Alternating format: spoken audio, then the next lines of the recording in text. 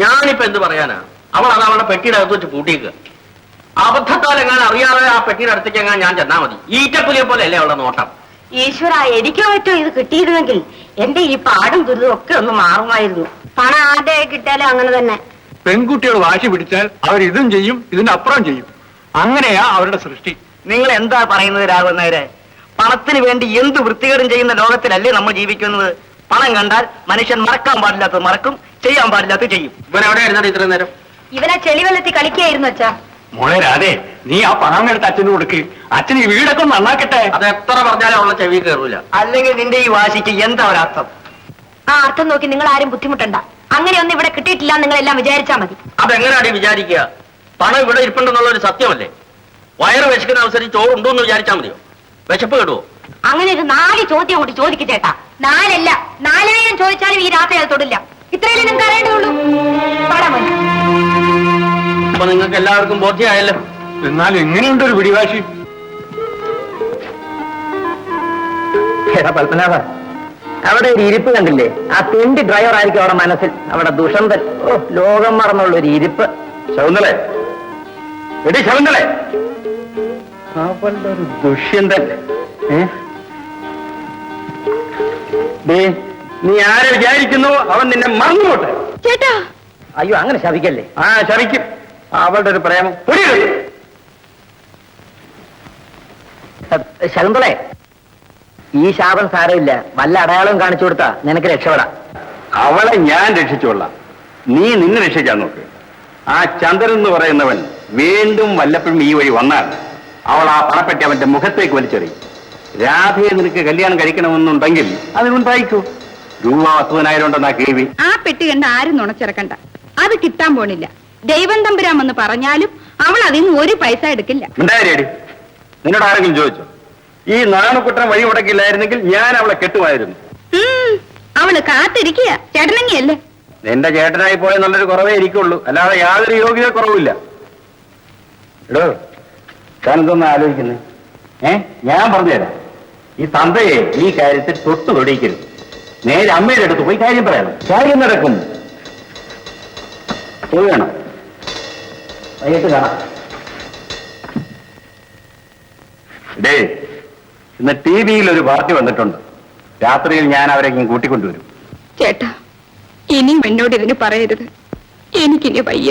ഇവിടെ ഒരു ശീലാവധി വന്നിരിക്കുന്നു. ഞാൻ ചേട്ടന്റെ കാല് പിടിക്കാൻ ചേട്ടാ. എന്നാ പിടി. ശരി, ഓടി ഓടുന്നു. ഓരും കൈയും പിടിക്കാൻ വന്നിരിക്കുന്നു.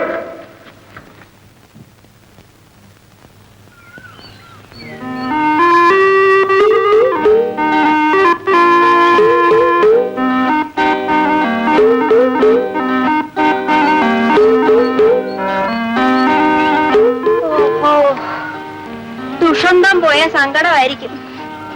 എടീ, നിന്റെ മനസ്സിലിരിപ്പ് രഹസ്യമാണെന്ന് വിചാരിക്കണ്ട. ഈ പ്രദേശത്തുള്ളവർക്കൊക്കെ അറിയാം കേട്ടോ. അറിഞ്ഞോട്ടെ, എനിക്കെന്താ? ആരെയും സ്നേഹിക്കാൻ ലൈസൻസ് ഉള്ള ആളാണല്ലോ. നടക്കട്ടെ. പക്ഷേ അവനിങ്ങി തിരിച്ചു വരുമെന്ന് വിചാരിച്ച് പുറക്കൊളയ്ക്കണ്ട. എനിക്ക് മോതിരിട്ട് വന്നിട്ടാ പോയത്. ഇത് കണ്ടോ? ഇത് പിത്തളയാ. ഇതാന്ന് പറയുമ്പോഴേക്കും കറക്കും. അയ്യോടീ, അവൻ നിന്നെ പറ്റിച്ചു. എനിക്ക് വിശ്വാസമാ അദ്ദേഹം വരുവോ? വരട്ടെ. പിന്നെ പുഴയിലോ മറ്റോ പോയി കുളിക്കുമ്പോഴേ സൂക്ഷിച്ചു വേണം. ഊരി വീണ് വല്ല മീനോ മറ്റോ വെട്ടി മിഴുങ്ങിയ മോള് തെണ്ടിയത് തന്നെ.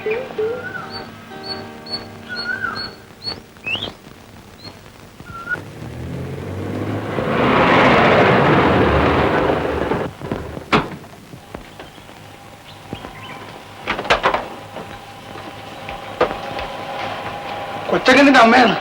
നമസ്കാരം. രാധയെ കാണാൻ വന്നാണ്. ഓഹോ, വന്നാട്ടെ.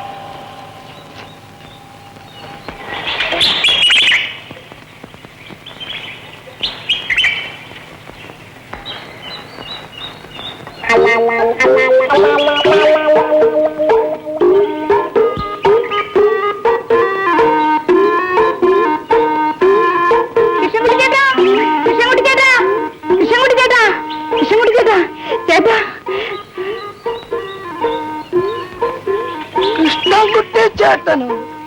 നീ ഏതാ? നിനക്കെന്നെ അറിയോ? എന്നെ കളിയാക്കുകയാണോ? ചിരിക്കുന്നു. എന്ത് വേണം നിനക്ക്? എന്നെ അറിയില്ലേ? അയ്യോ, നിന്നെ ഇതിനു മുമ്പ് എന്റെ ജീവിതത്തിൽ ഞാൻ കണ്ടിട്ടേ.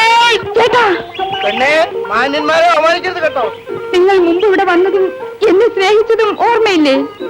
ഞാൻ ഇതിനു മുമ്പേ ഇവിടെ വരിക, നിന്നെ സ്നേഹിക്ക. പെണ്ണെ, നിനക്ക് ആള് മാറിപ്പോയി കാണും. പിരിയുമ്പോ നിങ്ങൾ എന്റെ വിരലിന്റെ ഒരു മോതിരം ഇട്ട് വന്നില്ലേ? ഞാനിട്ട് തന്നു. വിരലിലോ മോതിരമോ? അതോ നിന്റെ കയ്യിലോ? എന്നാ അതൊന്ന് കാണട്ടെ. അത് അയവായിരുന്നു എന്റെ വിരലിൽ, പിന്നെ കറക്കുകയും ചെയ്തു. അതുകൊണ്ട് ഞാൻ പെട്ടിയിൽ ഒരു വെച്ചു. അസംബന്ധമായി പോകുന്നുണ്ടോ? എനിക്ക് വേറെ പണിയുണ്ട്. ഏയ്, അവിടെ നിക്കണം, ഞാൻ ഇപ്പൊ എടുത്തോണ്ട് വരാം. ആ, എന്നാ കൊണ്ടുവാ. ഇത് ശാകുന്തളത്തിലെ ഒരു വഴിത്തിരിവാണ്. നോക്കാം. അച്ഛനാണത്, ചന്ദ്രൻ സാറിന്റെ അമ്മ. നമസ്കാരം. നമസ്കാരം. ഇങ്ങോട്ട് കയറി ഇരിക്കായിരുന്നല്ലോ. എല്ലാ വിവരങ്ങളും ചന്ദ്രൻ പറഞ്ഞു. ഞാൻ മകളെ ഒന്ന് കാണാൻ വേണ്ടി വന്നതാ.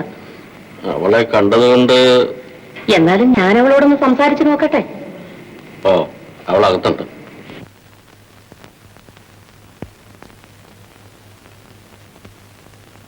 അപ്പോ കേശവൻ, നിങ്ങൾ കാര്യങ്ങളൊന്നും പറഞ്ഞില്ലേ? വന്ന ഉടനെ തന്നെ എങ്ങനെ വേദനിപ്പിക്കാന്ന് വിചാരിച്ച് ഞാനൊന്നും പറഞ്ഞില്ല.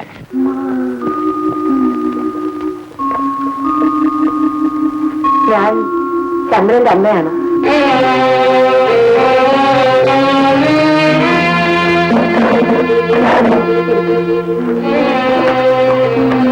എന്താ കുട്ടിക്ക് അസുഖം? ഇന്നലെ മഴവെള്ളത്തിൽ നനഞ്ഞുകൊണ്ട് അല്പം പനിയുണ്ട്. മോളെ രാധേ, ഞാൻ എന്റെ മകന് വേണ്ടി യാചിക്കാൻ വന്നിരിക്കുകയാണ്.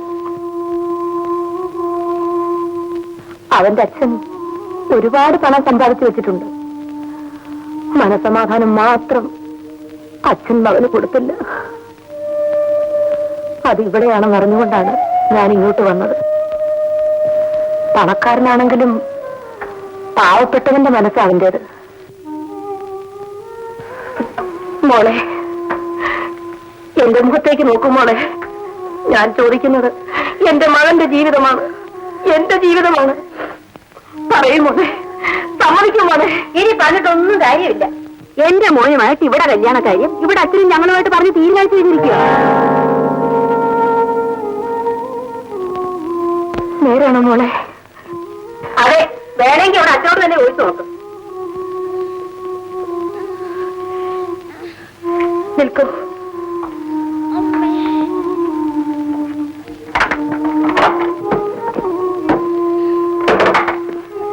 ഇതാ, ഇതും കൂടി കൊണ്ടുപോകൂ. ഇത് നിങ്ങളുടെ മകൻ ഇവിടെ തന്നേച്ചു പോയതാ. തിരിച്ചു കൊടുത്തേക്കൂ.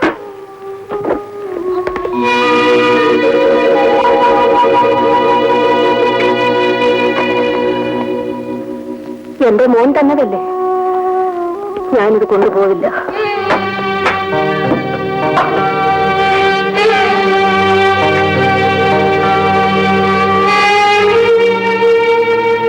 പെട്ടി അങ്ങ് എടുത്തു വെച്ചു. ആരും കൊണ്ടുപോകുന്നില്ലേ? വേണ്ട, നമ്മളാരും ആവശ്യപ്പെട്ടിട്ട് കൊണ്ട് തന്നല്ലോ. നിന്റെ കല്യാണം, എനിക്കൊരു കല്യാണവും വേണ്ട.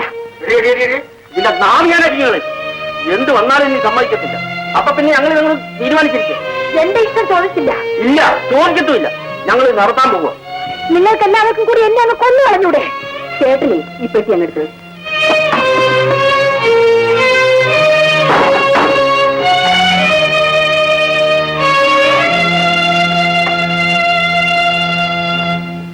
ചേട്ടനേ, ഇതൊന്നും അത്ര കാര്യമാക്കണ്ട. നമ്മൾ തീരുമാനിച്ച പോലെ കാര്യങ്ങളങ്ങ് നടത്തിയാൽ മതി. കല്യാണം കഴിഞ്ഞ നാണുക്കുട്ടം നോക്കിയോളും ബാക്കി കാര്യം. പിന്നെ നമ്മൾ അല്പം ബുദ്ധിയായിട്ട് നടക്കണമെന്നാ ഞാൻ പറയുന്നത്. അല്ലെങ്കിൽ പട്ടിക്കും പൂച്ചയ്ക്കും ഇല്ലാണ്ടായി പോയി പണം. ഞാൻ പറയുന്ന ചേട്ടന് മനസ്സിലാവുന്നുണ്ടല്ലോ.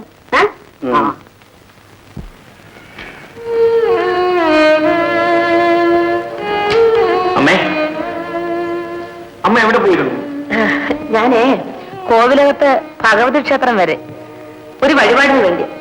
നീ വിചാരിക്കുന്ന കാര്യങ്ങളെല്ലാം അതുപോലെ നടക്കാൻ വേണ്ടി. നീ എപ്പോ വന്നു പോലെ? ഞാൻ ഊണിന് മുമ്പ് പോന്നു. ഞാൻ ഈ വേഷമൊക്കെ ഒന്ന് മാറിയിടട്ടെ.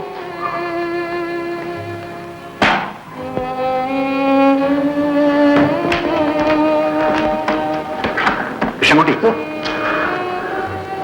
അമ്മ എങ്ങോട്ട് പോകുമ്പോഴും എന്നോട് പറയാറുണ്ടല്ലോ, ഇന്നെന്താ? രാവിലെ ഇവിടെ സംസാരിച്ചുകൊണ്ടിരുന്നപ്പം പെട്ടെന്ന് കൊച്ചമ്മയ്ക്ക് തോന്നി ക്ഷേത്രത്തിൽ പോകണമെന്ന്. ഉടനെ പുറപ്പെട്ടു. പോയി തൊഴുതു പ്രസാദം വാങ്ങിച്ചു തിരികെ വന്നു.